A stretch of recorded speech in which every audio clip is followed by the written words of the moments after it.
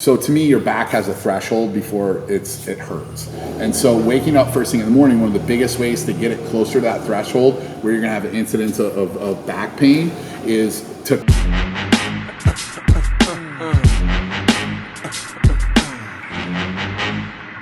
the fuck up. Simon says, get the fuck up. Throw your hands in the sky. What are the best ways to keep your spine healthy? Don't do stupid shit.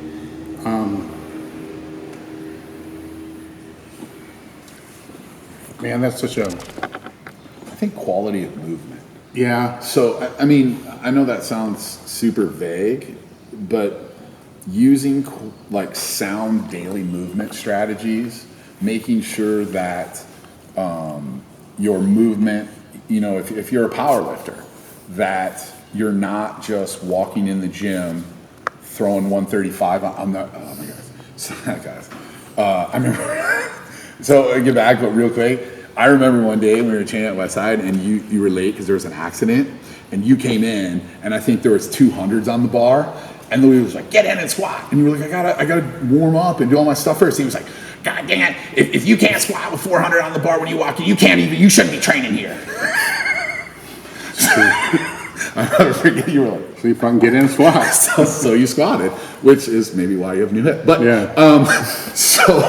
So like, I mean, I think quality of movement, prioritizing that prehab movement-based stuff, and you know, making sure that you're keeping good quality of movement. So it's not just about I only squat, bench, deadlift, and do a couple accessories, but okay, like I make sure that I'm doing things that are quality movement strategies for my lumbar spine. I'm keeping good T-spine mobility, or not even great, just enough to stay healthy and to keep that movement relevant. As soon as you start losing movements, I think that's when you start, you know, when we talk about, you know, healthy and unhealthy, when you start the more, and I think for powerlifting, there's a certain amount that you can't have if you want to be an elite lifter, but there's a certain amount you can still keep for general health. Yeah. I'm trying to, you know, while he was talking, I'm trying to sit here and think of things that are typically not said, because I think this is a topic that for good reason is beat to death. I mean, it's not that hard to find with a typical Google search really good quality information on how to keep your spine healthy. So I'm trying to think of different things that are not the same things that you see over and over and over and over. And some of the things that came into my mind were, you know, make sure you're sleeping in a way that when you wake up in the morning, your lower back isn't killing you. So I don't want to come out and make a broad-based statement and say that you need to make sure you have a great mattress, because most people don't. I know I don't. elitefts will not be carrying mattresses. Yeah. And if Serrano told me to sleep on the stone floor, you know, so. But if you're waking up every morning and your back's killing you, then maybe you don't want to sleep on your stomach. Maybe you want to sleep in a different position. Maybe you want to put a pillow between your knees. That's a sign if you wake up in the morning and your back's killing you. And if you're sleeping for 8, 9, 10 hours, or if you're someone that doesn't sleep at all, you know, even 5 hours, that's 5 hours of laying and putting yourself in a compromised position that isn't helping you to restorate and to recover. It's actually aggravating and making things worse. How many pillows do you sleep with? Like 2 behind my head and 1 behind my knees. And I got to fucking sleep on my back because of that stupid CPAP thing. Oh, really? I go side. I go 2 pillows behind the head. I have a body pillow and then 3 other pillows for various. You know, I'm a 7 pillow guy. I'm a 7 pillow guy. Wow. I mean, the body pillow you count as 2 pillows, really. Yeah.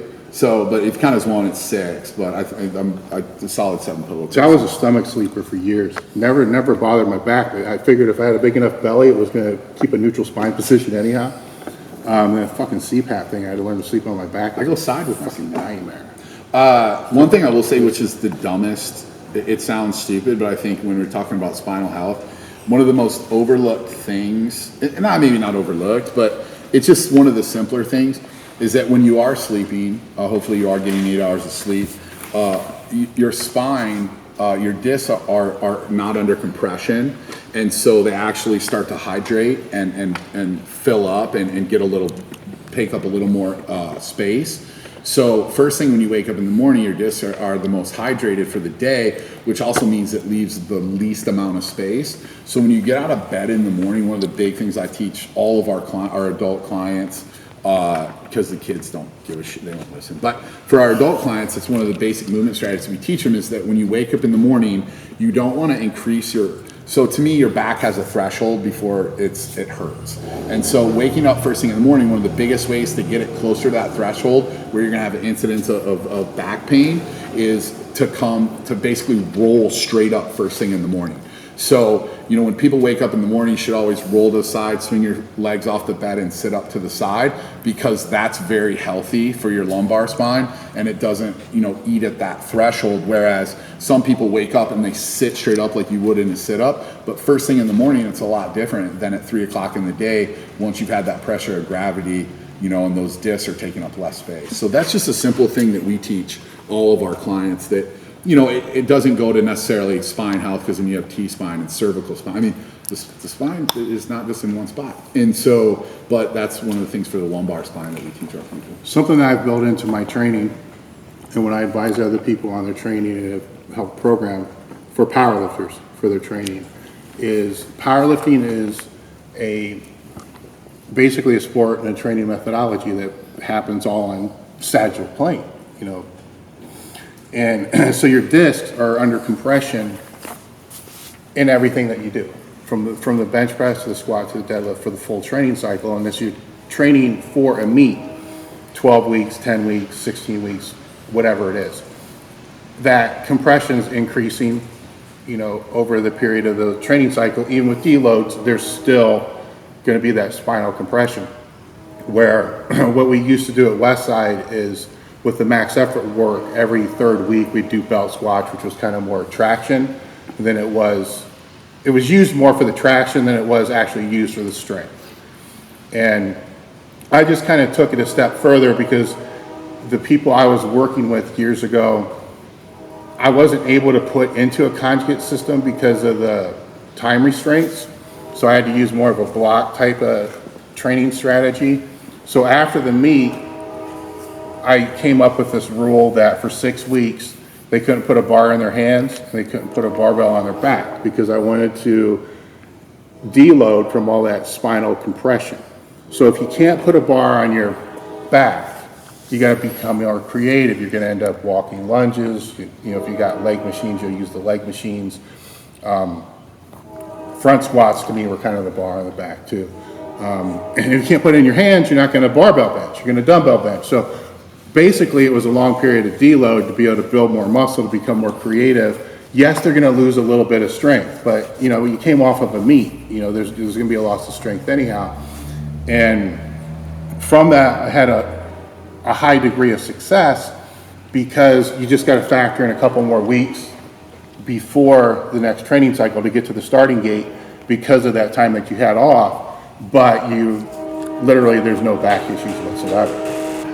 You hear Louis speak about me trying to get him hurt. Well, that's true. I was trying to put that motherfucker in a hospital. He was trying to put me in a hospital. Oh, I got one, dude. I know what the most disgusting is. Wait, I don't know if we can talk about it.